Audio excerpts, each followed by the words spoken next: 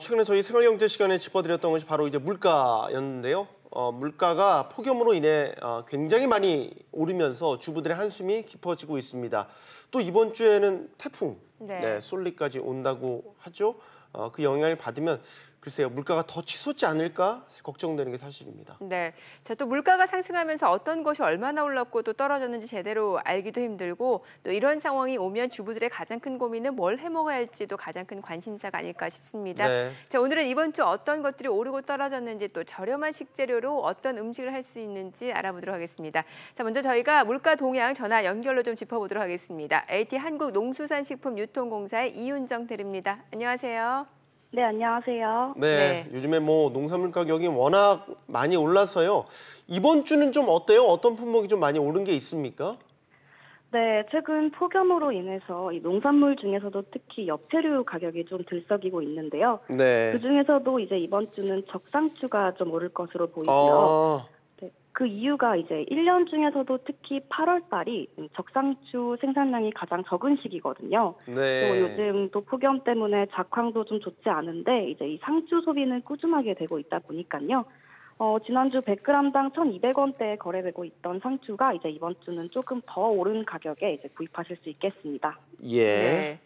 지금 엽채류 가격이 많이 오르고 있다 말씀을 주셨는데 요즘 마트 가면 또 과일 가격도 많이 오른 것 같더라고요. 네. 특히 수박 한 통에 가격이 어마어마하던데 좀 전해주시죠.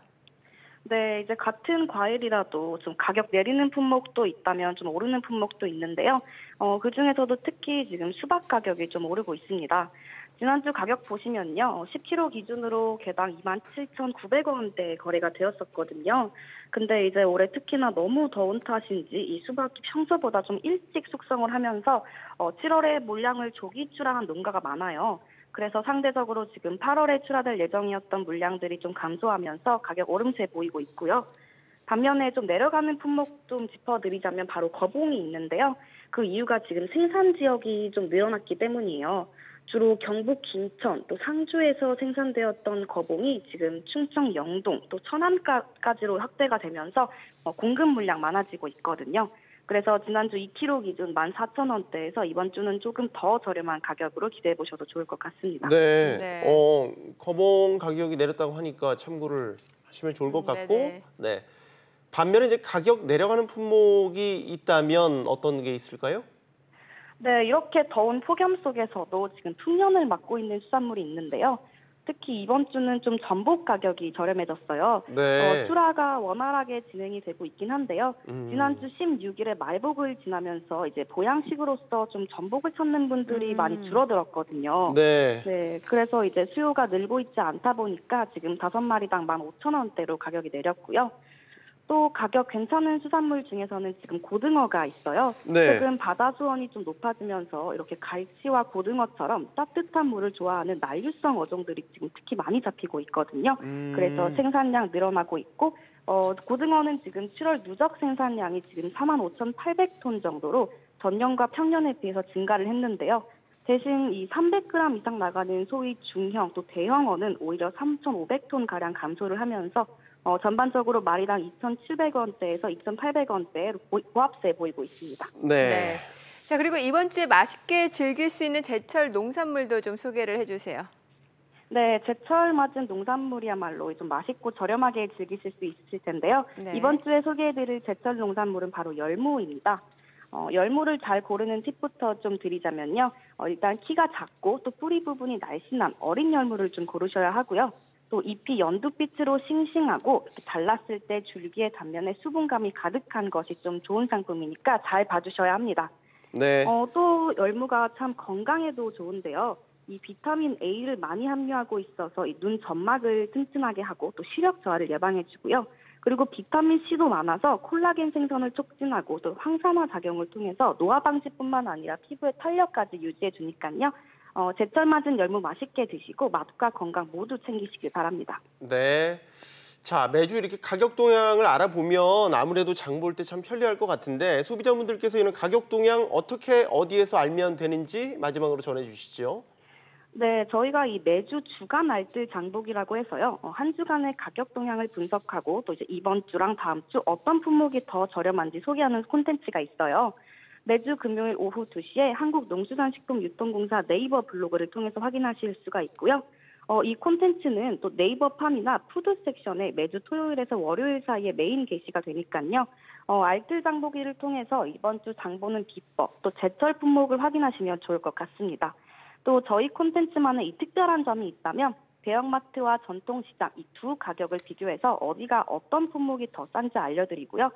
거기에 더해서 이렇게 매주 변하는 마트 할인 품목도 간단히 전해드리고 있습니다. 네. 네. 오늘 말씀 잘 들었습니다. 잘 들었습니다. 네, 감사합니다. 네, 한국농산식품유통공사 이윤정 대리였습니다. 네.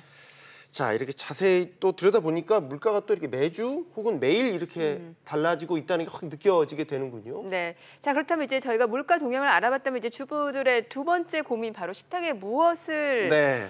올려야 하나 이 부분이겠죠. 이번 주 저렴한 식재료로 어떤 음식을 만들 수 있을지 전문가와 함께 이야기 나눠보겠습니다. 유한나 푸드 스타일리스트입니다. 어서 오세요. 안녕하십니까? 네, 반갑습니다. 앞서 전화 연결해서 거봉 가격이 좀 내림세라고 해서 그러니까요. 거봉 한번 사보면 좋을 것 같은데 거봉이 문제가 전 참 포도는 씻기가 쉽지 않더라고요. 세게 씻으려고 그러면 알이 떨어지기도 하고요. 네. 대충 씻자니 좀 찝찝하고요. 네.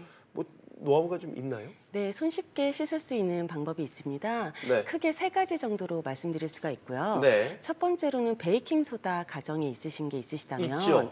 물에다가 풀어주시고 그 베이킹소다를 푼 물에 거봉을 한 5분 정도 담가주세요. 네, 이렇게 담갔다가 흐르는 물에다가 헹궈주시면 쉽게 포도를 씻으실 수가 있습니다. 다만 베이킹소다 푼 물에 너무 오래 담그게 되면 네. 소다 특유의 향이 좀 날 수가 있기 때문에 장시간 담궈두지는 않는 것이 좋습니다. 네. 그리고 두 번째로는 밀가루를 활용을 해주시면 되는데요. 아, 밀가루요? 네. 네. 그것도 가정에 있으니까 손쉽게 활용하실 수가 있고요. 밀가루를 그냥 가루채로 뿌려주세요, 포도에. 네. 그렇게 잠깐 뿌려뒀다가 이 가루가 뿌려진 포도를 물에다가 씻어주시면 밀가루의 녹말 성분이 네. 포도에 붙어있는 다른 지저분한 것들이 같이 흡착해서 떨어져 나간다. 이렇게 생각을 해주시면 됩니다. 예. 그리고 세 번째로는 식초를 활용해 주시는 방법이 있습니다. 네. 식초도 물에다가 풀어두셨다가 그 식초를 푼 물에 포도를 담궈두셨다가 헹궈서 씻어주시면 됩니다. 그런데 이 포도를 이렇게 송이째로 씻어주시지 말고 알알이 뜯어서 씻으시는 분들이 가끔 있으세요. 네. 그렇게 씻게 되면 씻어둔 후에 금방 물러지게 되거든요. 그러니까 송이째로 씻어주시는 게 좋고요. 바로 먹겠다. 그러면 알로 뜯어서 씻는 것도 크게 상관이 없습니다. 베이킹소다, 밀가루, 그다음에 식초. 네, 맞습니다. 네, 알겠습니다.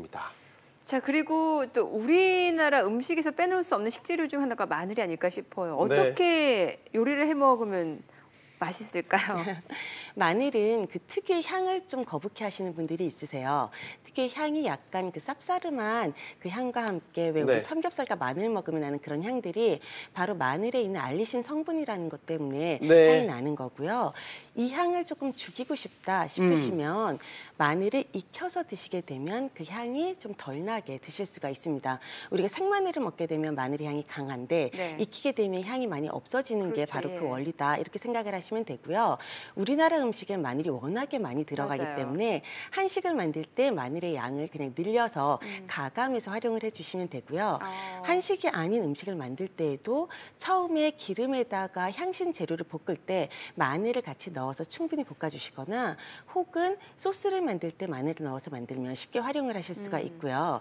그리고 저 같은 경우는 애들이 마늘을 안 먹기 때문에 네. 마늘잼을 만들어서 활용을 하기도 합니다. 아, 마늘잼이란 것도 있군요. 네, 만드시면 되고요. 쉽게 만드실 수가 있는데 마늘, 갈아진 마늘이나 간 마늘을 버터에 살짝 볶았다가 꿀을 넣어서 같이 재워서 먹게 되면 마늘잼으로 토스트 같은 거 위에 발라서 아이들에게도 쉽게 먹일 수가 있습니다. 네.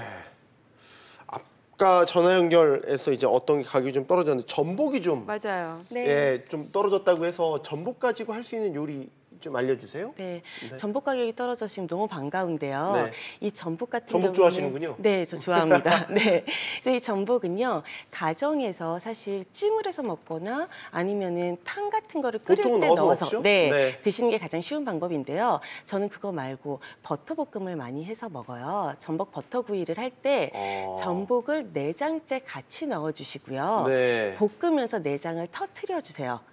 그렇게 되면 저절로 소스가 만들어지거든요. 다른 양념이나 소스를 넣을 필요가 전혀 없으세요. 내장이 자연스럽게 양념이 되는군요. 네, 맞습니다. 그래서 전복 소스를 다른 거를 사야지 아니면 내가 어떻게 만들어야지 고민하지 마시고 내장을 갈아서 활용을 하시거나 혹은 볶을 때 내장을 터트려 주시면 좋고요.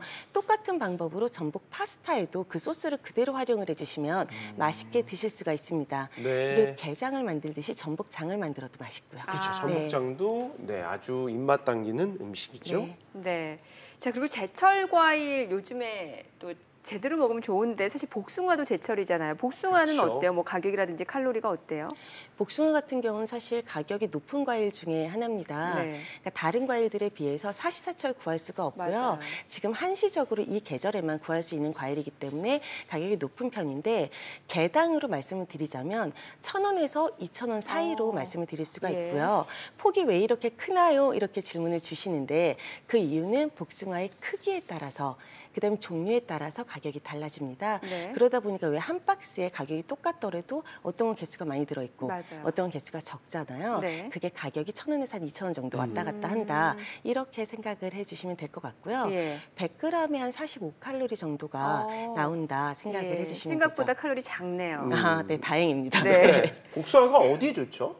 복숭아 같은 경우는 그 분말을 여성들한테 활용을 할 정도, 약재로 활용을 할 정도로 여성에게 좋은 과일로 알려져 있습니다. 많이 드셔야겠습니다. 네. 저 좋아해요. 예. 여성 생식기에도 굉장히 좋고요. 네. 그다음에 여성에게 골다공증 그리고 피부에도 좋기 때문에 많이 드시는 게 좋고요. 그리고 항산화 효과가 뛰어나서 노화 방지에도 효과가 좋습니다. 네.